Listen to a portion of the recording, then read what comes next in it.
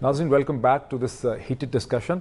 PNA की movement चलती है, पाकिस्तान नेशनल अलायंस की, जो ओवर्टली बड़ी रिलीजियस मूवमेंट है, उसके पीछे किसी न किसी तरह से अमेरिका का हाथ है। देखिए ये तो अब एस्टैब्लिश हो गया ना कि जब देखा कि भुट्टो साहब कमज़ोर हो रहे हैं, गलतियां की ना भुट्टो साहब ने, ये हम बाद में देखेंगे मुशर्रफ ने भी जिस किस्म की गलतियां की, स्ट्रांग जा रहे हैं और गलती करते हैं और कुछ चीज़ शुरू हो जाती है। भुट्टो ने क्या गलती की? भुट्टो ने तो जी वो जो इलेक्शन करवाई, 3 महीने टाइम से पहले इलेक्शन करवाई और उसमें रिगिंग कर दी, जीत रहे थे और रिगिंग कर दी, उसकी बेसिस पे एक मूवमेंट बन गया। फिर अमेरिका ने, मेरा ख्याल है जो एविडेंस हमारा जो नजर आती है, अमेरिका ने फिर उसको फ्यूल किया।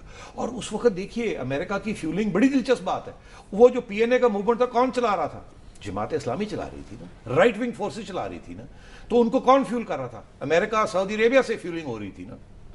तो मैं आपसे ये कह रहा हूं कि उस वक्त राइट विंग रिलीजियस फोर्सेस को अमेरिका की बैकिंग थी to overthrow Zulfikar Ali Bhutto, because Bhutto nuclear programme बना रहा था और भुट्टो थर्ड इस्लामिक ब्लॉक बनाना चाह रहा था, तो उन्होंने रिलीजियस को पार्टीज को इस्तेमाल किया भुट्टो के खिलाफ। लेकिन देखिए नजम, देखिए कितनी कंफ्यूजिंग सिचुएशन है कि एक साइड से भुट्टो इस्लामिक समिट करता है, सो भुट्टो मुस्लिम नेशनलिस्ट है, मुस्लिम नेशनलिज्म को लेकर चल रहा है, सारे मुस्लिम कंट्रीज को रैली कर रहा है, जो अमेरिका को फ्राइटन करती है।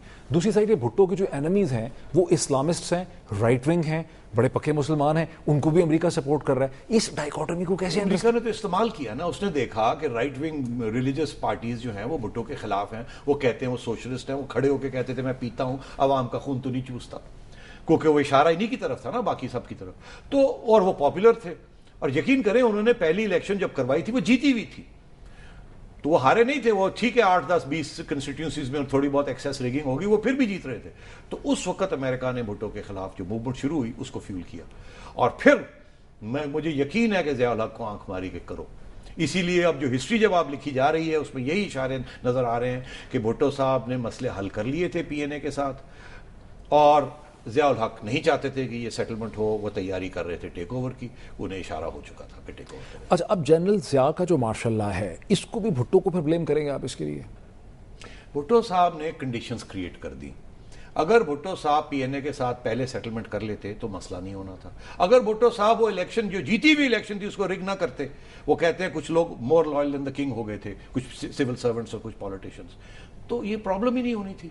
आप देखिएगा हमारी हिस्ट्री में दो किस्म की डेवलपमेंट साथ साथ चलती हैं। एक जिसे मैं कहता हूं स्ट्रक्चरल, जो कि जो भी हो वो चीजें चल रही हैं। दूसरी ये कि जो पर्सनालिटी पे डिपेंड करता है। भुट्टो साहब की पर्सनालिटी पे ने भुट्टो साहब को ट्रबल में लेके आए, फिर फौज ने और अमेरिका ने फैसला किया कि इनको फारग करें।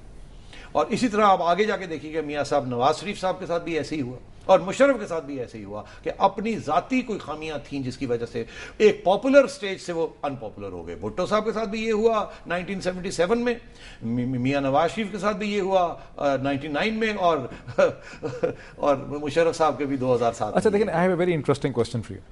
अगर अयूब की जो रजीम है उसको आप डिफाइन करते हैं as national security state, Bhutto को आप कहते हैं कि सिविलियन बोनापार्टिज्म थी, जिसकी सरफेस के नीचे नेशनल सिक्योरिटी स्टेट इंटैक्ट थी और कंटिन्यू थी। बिल्कुल कंटिन्यू थी, इसलिए कंटिन्यू थी कि फौज भुट्टो के साथ थी अंटिल द टाइम जब ये न्यूक्लियर प्रोग्राम शुरू हो गया और इस्लामिक ब्लॉक की बात हुई, तो फिर अमेरिका ने सोचा कि इसको निकालना पड़ेगा। अनफॉर्चुनेटली जैसे मैंने आपसे कहा कि भुट्टो बिल्कुल ठीक जा रहे थे, मगर भुट्टो ने 2 बातें की ना जिसकी भी तरफ अभी हमने डिस्कशन नहीं की।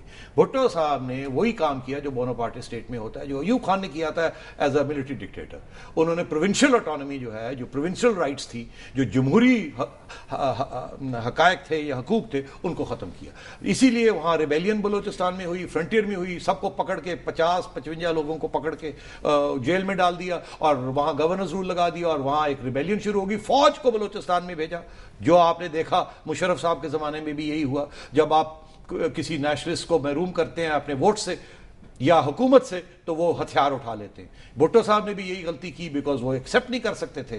वो सिविलियन थे, डिक्टेटर थे, 1 यूनिट रखना चाहते थे, मगर इन फॉर्म उन्होंने 4 यूनिट रखे हुए थे, और जब उन्होंने प्रोविंशियल ऑटोनॉमी मांगी तो उनको डिनाई, लेकिन जेल में डाल दिया। ये जो अब नेक्स्ट फेज आता है, जो शुरू होता है जुलाई 1977 से ऑनवर्ड्स, जब लग जाता है जनरल ज़िया का मार्शल लॉ लग जाता है, इसको फिर किस टर्म से डिफाइन करेंगे पॉलिटिकल साइंस में? तो आप वो नेशनल सिक्योरिटी स्टेट, बोनापार्टिज्म, अब ये क्या है? बोनापार्टिज्म में क्या हुआ कि मिलिट्री सेंटर पॉइंट से हट गई, सिविलियन आ गया, बाकी सारा कुछ, लेकिन नीचे इंटैक्ट थी, नीचे सारा कुछ इंटैक्ट था। ठीक, ज़िया जब टेक ओवर कर लेता है तो 2 चीजें होती हैं। एक तो पॉलिटिशियंस, सिविलियंस फिर छुट्टी हो जाती है, और दूसरा एक नई डेवलपमेंट होती है, क्योंकि अब ملٹری نے جب سویلینز کی بالکل چھٹی کرا دی اور ایک پرائم منسٹر کو الیکٹڈ پارٹی کو ہینگ کر دیا تو انہیں اب کوئی نئے سہارے کی ضرورت تھی. صرف وہ وہ اپنے بیس کے اوپر نہیں چل سکتے تھے بیکاز ایک پاپولر لیڈر کو ایکسیکیوٹ کیا تھا. 58 میں تو ان پاپولر کوئی چیز ہی نہیں تھی نا, تو ایوب نے ٹیک اوور کر لیا, سب نے سلام دیا. ضیاء کی ٹیک اوور وہ پاپولر نہیں تھی, انہوں نے تو کہا تھا 90 دن کے بعد الیکشن ہوں گے, مگر وہ رہ گئے. اب ان کو ضرورت تھی کسی چیز کی اب سہارا لینے کے لیے, تو وہ کیا تھا؟ ملٹری ملا الائنس. ملٹری ملا الائنس بنا. انہوں نے جماعت اسلامی کے جو لوگ تھے وہ جوائن کیا, پھر جہاد شروع ہوئی سوویت یونین میں, امریکہ پھر واپس آ گیا فل فورس میں. اور جہاد اور ملا اور ضیاء کی اسلامائزیشن, یہ سارے جو 10 سال گئے, یہ فائنل یہ جسے آپ میں کہہ رہا ہوں نا کہ تعلقات ہمیشہ تھے, یہ پہلی دفعہ ملٹری ملا الائنس جو ہے وہ کنسالیڈیٹ ہوا, امپلیمنٹ ہوا. اور جو نیشنل سیکیورٹی اسٹیٹ تھی اس میں ریلیجن کا ایک فارمل رول جو کہ اسلامائزیشن کے ذریعے بنا دیا. ایک چیز کلیریفائی کریں کہ یہ جو ملٹری ملا الائنس ہے یہ افغانستان کی جنگ سے پہلے ہی شروع کر دیا تھا جنرل ضیاء نے, یا اس کے بعد شروع ہوا؟ دیکھیے جب جیسے ہی ضیاء نے اپنی وہ مجلس شورا بنائی تو جماعت اسلامی نے جوائن کر لیا تھا نا ان کو, اور اس کے بعد جہاد شروع ہو گئی. 79 میں تو سوویت یونین نے انویٹ کر دیا تھا افغانستان.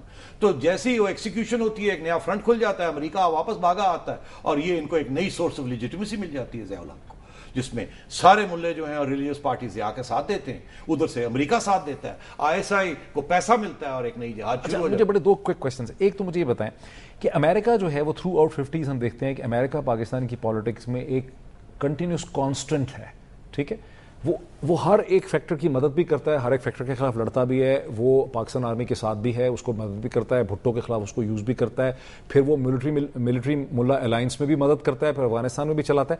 امریکہ اپنی پوزیشن کو پاکستان کی پالیٹکس میں کنٹینیوسلی ری ڈیفائن کیسے کر لیتا ہے اتنی آسانی سے؟ ری ڈیفائن نہیں کرتا, صرف ایک ہی تو سچویشن ہے 1970s میں انڈر بھٹو, جب امریکہ کی کوئی حیثیت نہیں ہے.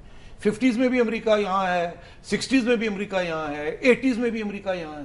تو صرف جو پہلی سویلین ڈسپنسیشن ہوتی ہے وہاں نہیں ہے, اور پھر 90s میں جب سویلینز واپس آتے ہیں تو نہیں ہے, جس میں بھی ہم ڈسکس کریں گے کہ 90s میں کیا ہوتا ہے. جب یہاں 90s میں تو سینکشنز لگ جاتے ہیں, جب ضیاء الحق صاحب جاتے ہیں فارغ ہوتے ہیں تو امریکہ تو چھوڑ جاتا ہے پاکستان کو. 1989 میں تو سینکشنز لگا دیتے ہیں آپ کے اوپر, آپ کی 2 نواز شریف صاحب کی حکومتیں اور 2 بے نظیر کی حکومتوں کو تو دیلا نہیں ملتا. Pakistan is the most sanction country in the world. امریکہ واپس آتا ہے انڈر مشرف. سو دیکھیں 2 بڑی انٹرسٹنگ, یعنی پاکستان میں 2 فیزز آ رہے ہیں خالی. یعنی ایک تو 1970s کا فیز آتا ہے ذوالفقار علی بھٹو کے نیچے جہاں امریکہ پش بیک ہوتا ہے, اور سیکنڈ فیز آتا ہے 90s میں جب پاکستان میں سویلین گورنمنٹ آتی ہے اور امریکہ پش بیک ہوتا ہے. ادروائز امریکہ پش بیک نہیں ہوتا, امریکہ سینکشن کر کے اب آپ کا انٹرسٹ نہیں رہا امریکہ کا. ایک وقت امریکہ کا انٹرسٹ سوویت یونین کے خلاف تھا, جب سوویت یونین ختم ہو گیا تو امریکہ کا انٹرسٹ ختم ہو گیا آپ میں. پھر وہ جہاد میں تھا, وہ جب ختم ہو گئی تو امریکہ کا انٹرسٹ ختم ہو گیا. امریکہ تو آپ کو سینکشنز کر رہا تھا کہ آپ نیوکلیئر پروگرام ختم کریں, جب آپ نے نہیں کیا تو اس نے آپ کو سینکشنز لگانے شروع کر دیے. اس وقت فوج پاور میں نہیں تھی, فوج پیچھے تھی, مگر وہ نہ نواز شریف صاحب کو نہ بے نظیر کو ڈیل کرنے دے رہی تھی, اس لیے امریکہ چلا گیا. اچھا, اس ڈسکشن کو ہم کل پھر بڑھائیں گے. ناظرین, ہم نے آج کی ڈسکشن آپ نے ہمارے پروگرام کی دیکھی, اور ہم اس نتیجے پہنچے کہ محمد علی جناح نے جس سوشل ویلفیئر اسٹیٹ کا کانسیپٹ دینے کی کوشش کی تھی by the time of general Zia الحق اور اس کے رجیم کے ختم ہونے تک, وہ رجیم نہ صرف ملیٹیرسٹ ہے بلکہ اس میں ایک ملٹری ملا الائنس ہمیں نظر آتا ہے. ہم اس ڈسکشن کو کل کے پروگرام میں آگے بڑھائیں گے.